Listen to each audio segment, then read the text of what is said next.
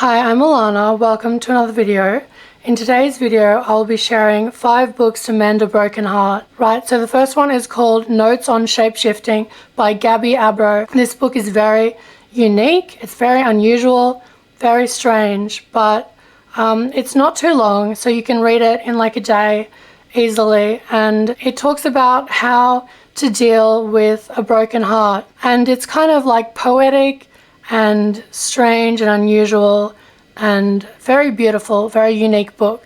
Notes on Shapeshifting by Gabby Abro. The second book that I'm going to recommend you to mend a broken heart is called Bittersweet by Susan Cain. This book talks about how grief and longing make us whole. It's really illuminating and it will definitely cheer you up and help to mend your broken heart. The third book that I'm going to recommend to mend your broken heart is called Found Wanting by Natasha Scholl.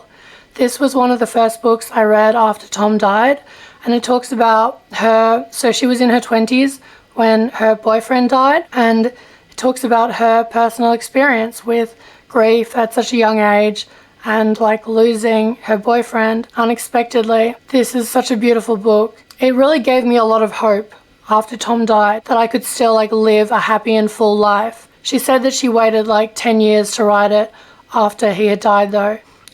But this is a really beautiful memoir.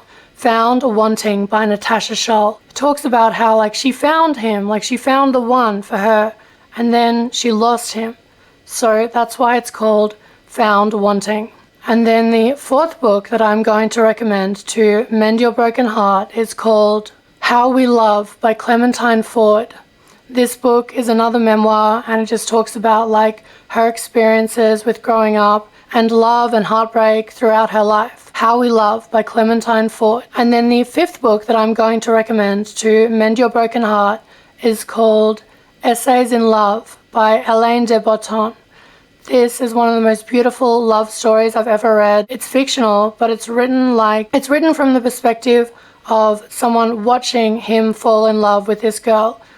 Whereas most love stories are written in a way where you are falling in love with the main character, this one is written from a different perspective so that you're watching him fall in love with her from like a third person perspective. And he falls in love with like the details of her, like her imperfections and her idiosyncrasies. And you're not supposed to fall in love with her. You're supposed to be watching him fall in love with her. So this is a beautiful book.